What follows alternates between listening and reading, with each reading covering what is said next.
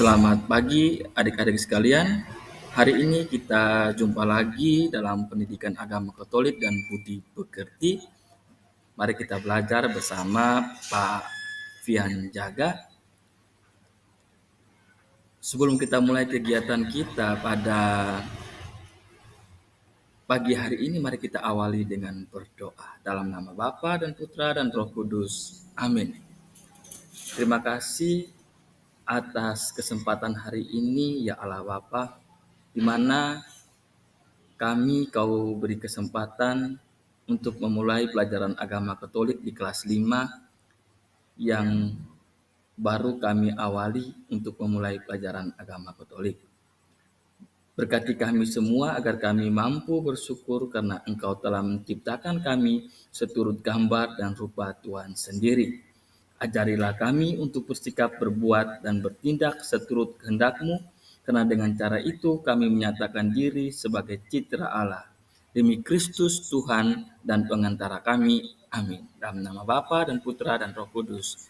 Amin.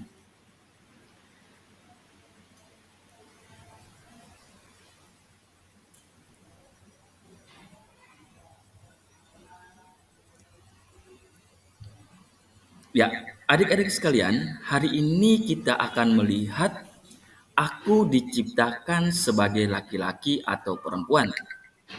Tujuan dari pembelajaran ini, adik-adik sekalian itu diajarkan untuk memahami dan menerima identitas adik-adik sekalian sebagai laki-laki atau perempuan seturut dengan citra Allah atau gambaran Allah.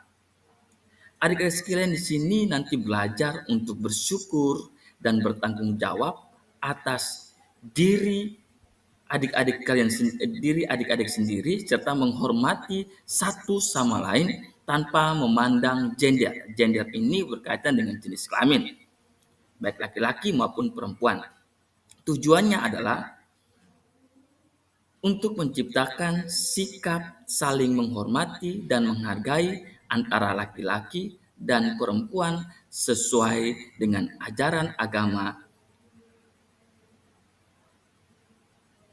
yang menekankan bahwa laki-laki dan perempuan itu diciptakan seturut gambar dan rupa Allah.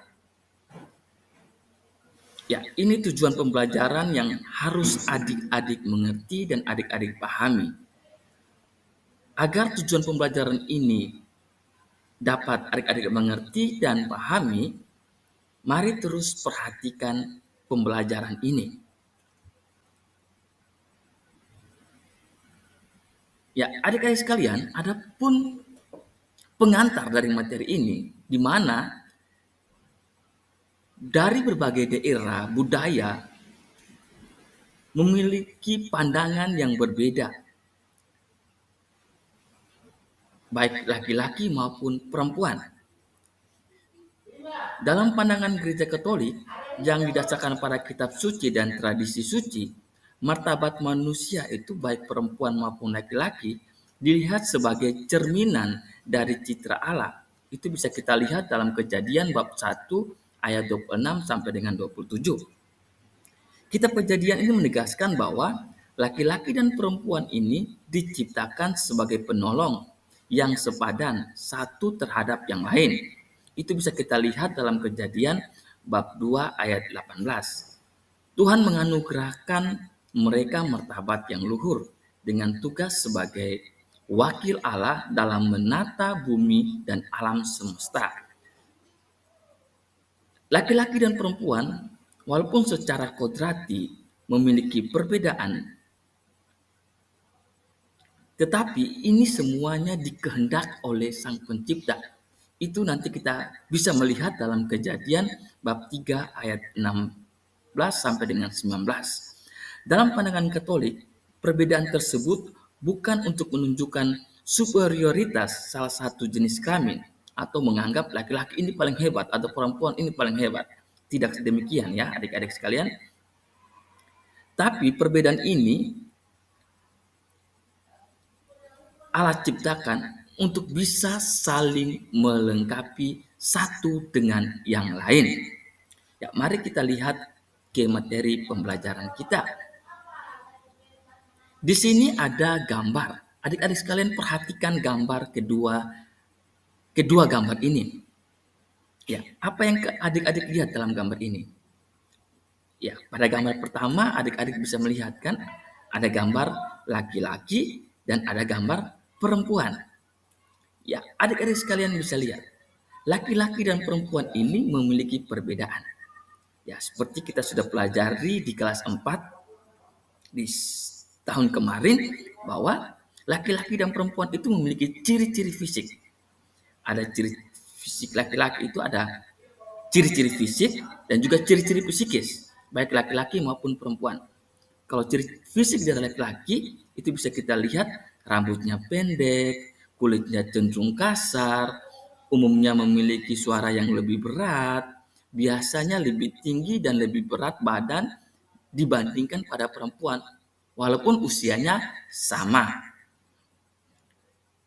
Adapun ciri psikis dari laki-laki, ciri psikis atau kejiwaan ini, laki-laki itu sering sekali aktif secara fisik, terkadang lebih tertarik pada aktivitas yang permainan yang memerlukan kekuatan. Terus lebih cenderung menunjukkan rasa percaya diri dalam suatu kegiatan sosial tertentu. Dalam gambar kedua, itu bisa kita melihat ada anak perempuan. Ciri fisiknya itu umumnya memiliki suara yang lebih tinggi. Biasanya lebih kecil dan lebih ringan dibandingkan anak laki-laki. Memiliki kecenderungan untuk mengembangkan, memiliki kecenderungan untuk mengembangkan ciri-ciri fisik ya, seperti payudara, pinggul yang lebih lebar pada masa puberitas. Ciri-ciri psikis ini pun ada pada perempuan, yaitu seringkali lebih cenderung menunjukkan empati, terkadang lebih tertarik pada aktivitas yang bersifat dengan seni, lebih cenderung menunjukkan kepedulian terhadap interpersonal. Nah, ini perbedaan antara laki-laki dan perempuan, baik dari ciri-ciri fisik maupun ciri-ciri psikis. Ya, perbedaan ini bukan menjadi suatu hal yang membuat laki-laki dan perempuan ini untuk tidak boleh bersahabat, tidak boleh berteman, tidak ya. Namun untuk saling melengkapi antara satu dengan yang lain. Mari kita lihat bagaimana Allah menciptakan manusia seturut gambar dan rupanya. Ya, ya, mari kita lihat di sini ada gambar. Ya, adik-adik sekalian boleh lihat gambar ini. Ini sebuah gambar ilustrasi di mana Allah menciptakan laki-laki dan perempuan dan menempatkannya di Taman Eden. Lihat begitu indah kan pemandangannya. Di situ ada hewan-hewan, ada tumbuh-tumbuhan, buah-buahan di situ. Ya. Mari kita sama-sama melihat cerita kitab suci. Di sini Pak Guru ambil dalam kitab Kejadian bab 1 ayat 26 sampai dengan 27. Dalam teks kitab suci ini itu di mana Allah ini berfirman. Firman Allah dikatakan begini. Baiklah kita menjadikan manusia menurut gambar dan rupa kita supaya mereka berkuasa atas ikan-ikan di laut dan burung-burung di udara dan atas segala binatang melata yang merayap di bumi. Maka Allah menciptakan manusia itu menurut gambarnya, menurut gambar Allah diciptakannya dia laki-laki dan perempuan. Ya, adik-adik sekalian, tadi adik-adik sekalian sudah mendengarkan cerita kitab suci dalam Kejadian bab 1 ayat 26 sampai dengan 27. Ya, mari kita lihat penjelasan dari cerita teks kitab suci itu. Ya, ada beberapa poin yang Pak Guru ambil dalam kisah penciptaan itu. Di mana poin pertama itu, adik-adik harus melihat manusia diciptakan Tuhan menurut gambar dan rupa Allah sebagai penciptanya. Hal ini adik-adik sekalian menunjukkan bahwa manusia sangat diistimewakan oleh Tuhan. Yang kedua, Allah itu memberi martabat yang luhur kepada manusia dan mengangkat manusia sebagai wakilnya yang menampakkan wajah Allah. Di sini bisa dikatakan bahwa manusia ini harus bisa menjadi panutan dan juga manusia ini harus hidup seturut dan kehendak Allah. Ya, kehendak Allah itu seperti apa?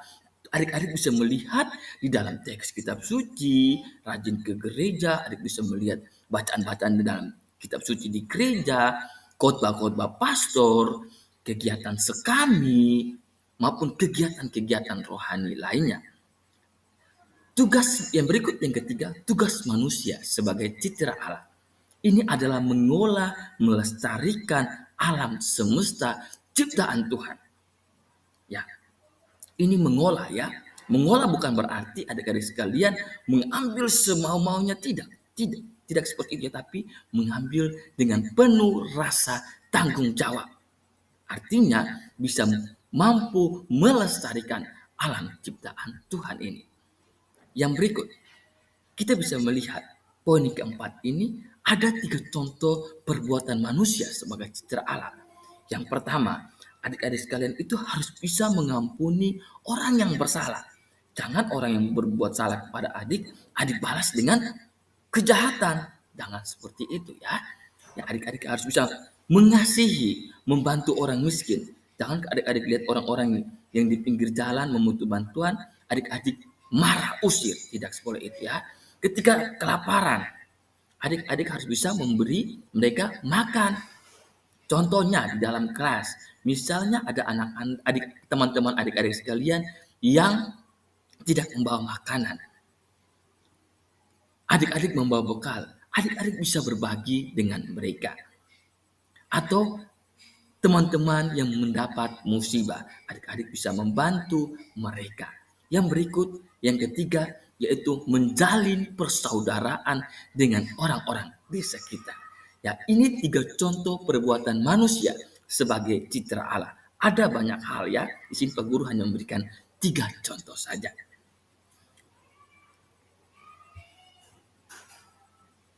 Ya, adik-adik sekalian, dari penjelasan tadi Pak Guru, bacaan-bacaan yang sudah Pak Guru sampaikan, ini ada refleksi. Refleksi ini adik-adik jawab di dalam hati adik-adik sekalian. Setelah mempelajari materi kita pada pagi hari ini, apa yang harus adik-adik lakukan dengan tuntutan pertanyaan seperti ini? Apakah adik-adik sekalian ini selalu bersyukur atas karya ciptaan Tuhan yang telah memberikan martabat luhur bagi manusia sebagai citra Allah?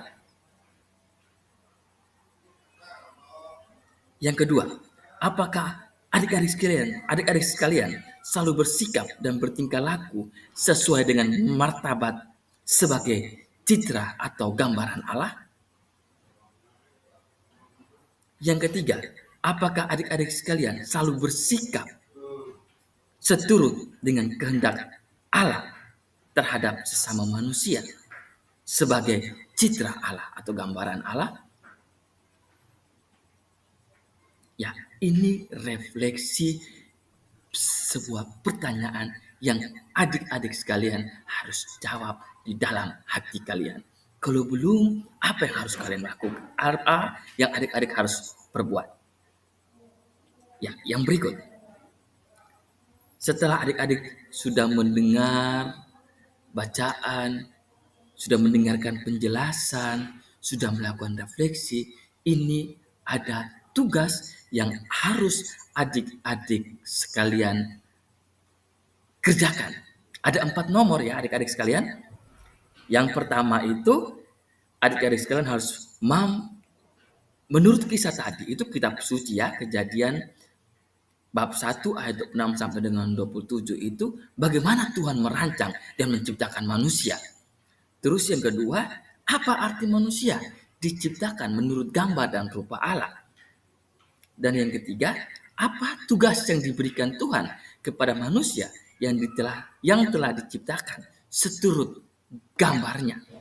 Yang keempat, berilah 3 contoh perbuatan manusia yang sesuai dengan martabatnya sebagai citra Allah.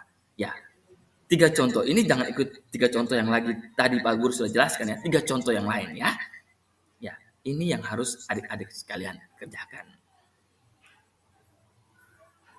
Ya, itu saja penjelasan dari Pak Guru. Hari ini kita cukup sampai di sini. Selamat bekerja dan terima kasih. Mari kita tutup dengan berdoa. Kemuliaan kepada Bapa, Putra, dan Roh Kudus sampai selama-lamanya. Amin. Dalam nama Bapa dan Putra dan Roh Kudus. Amin. Terima kasih.